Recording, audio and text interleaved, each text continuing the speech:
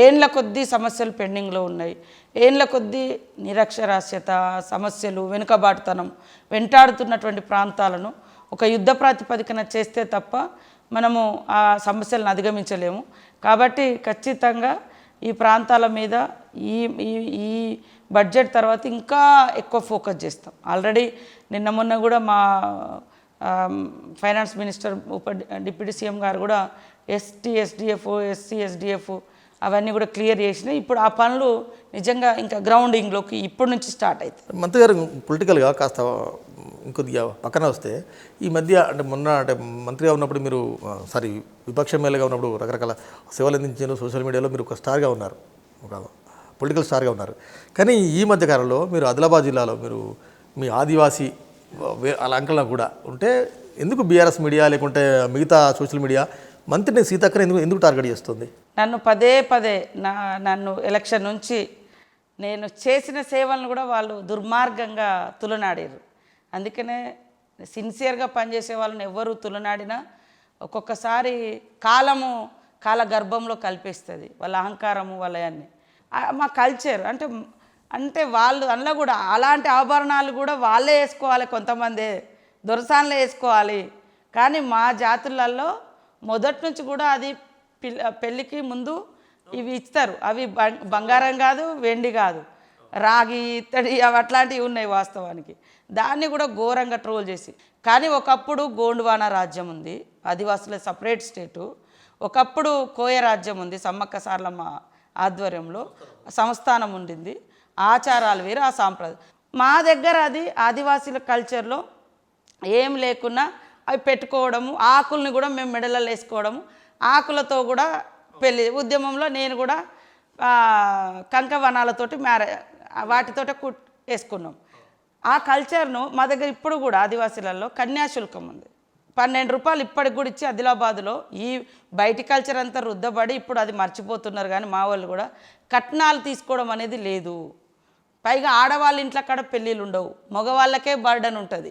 వాళ్ళ ఇంటికి తీసుకుపోయే పెళ్ళి చేసి నీ ఇంటికి ఈ కోడలు వచ్చిందని ఊరోళ్ళందరూ చూపించుకునే సంస్కృతి. ఎందుకంటే అమ్మాయి అక్కడ కోడలుగా ఉంటుంది కాబట్టి. కానీ ఇవాళ మేము అవి పెట్టుకుంటే ఆభరణాలు పెట్టింది ఇది అది అంటే ఇది ఇప్పటి కాదు, 100 ఏళ్ళ నాటి. అప్పుడు కూడా మా రాజుల కాలందే అది. గోండ్వానా రాజ్యంలో కొంత మిగతా ఉన్న వాళ్ళకంటే కూడా ఒక అత్యున్నతంగా జీవించేటువంటి వర్గాల నుంచి వచ్చింది. అంటే మా సంస్కృతి సాంప్రదాయాలు బయటికి రాకుండా చేసే కుట్రలో భాగంగా ఖచ్చితంగా మళ్ళీ కూడా పెట్టుకుంటాం. మా పండుగలకు పెట్టుకుంటాం, మా దేవతల దగ్గర పెట్టుకుంటాం, మా ఆచారాలకు పెట్టుకుంటాం. అంటే ఎందుకు సీతక్క మాత్రమే అసెంబ్లీలో ఇది మాట్లాడినట్టు రోల్ అవుతుంది? బయటకు మీరు ఆదిలాబాద్కి వెళ్ళినా, ములుగుకి వెళ్ళినా, మీరు ఎక్కడికి వెళ్ళినా ఎందుకు సీతక్కను టార్గెట్ చేస్తున్నారు? టార్గెట్ అవుతుంది. పబ్లిక్ నన్ను రిసీవ్ చేసుకోవడం కొన్ని వర్గాలకు నచ్చుతలేవు, పబ్లిక్ నన్ను ఇష్టపడడం కొంత నచ్చుతలేదు. అంతకంటే ఇంకేమున్నది? ఇప్పుడు చాలాసార్లు మేము చెప్పినాం, అరే వాళ్ళు కారు ఎక్కి దిగితే ఒక రీల్ పెట్టుకుంటారు, నలుగురికి నమస్తే పెడితే రీల్. కానీ నేను కష్టపడి పని చేస్తే మేము పెట్టుకుంటే అది సోకు అని అంటున్నారు. మరి మేము ఎక్కడో గుట్టలలో పుట్టలలో పనిచేస్తుంటాం. మా పబ్లిక్ జీవన విధానం సొసైటీకి తెలవాలన్నప్పుడు మీడియా వచ్చిన కాడికి వస్తే, మీడియా రాని చోట్ల అనేకం ఉంటాయి, చోట్లు లేవు. మేము వెళ్ళగలుగుతాం కానీ ఒక్కొక్కసారి మీడియా కూడా అక్కడికి రీచ్ కాలేరు. అది మా బతుకులు ఇవి ఉన్నాయి. మీరు కరోనా టైంలో ఈ దేశానికి ఒకటే తెలంగాణ బాగా అభివృద్ధి చెందిందనేది చెప్పుకున్నారు బీఆర్ఎస్ వాళ్ళు.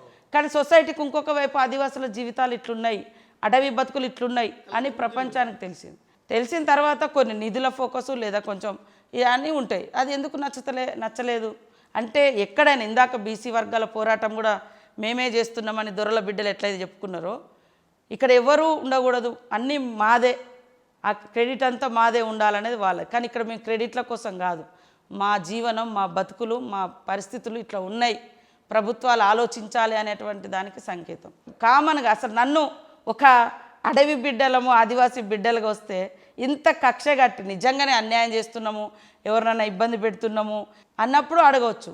మేము ఏ మంచి చేసినా మమ్మల్ని ట్రోల్ చేయడం అనేది ఎంత దుర్మార్గం కాకుండా ఇంకేమన్నా ఉందా?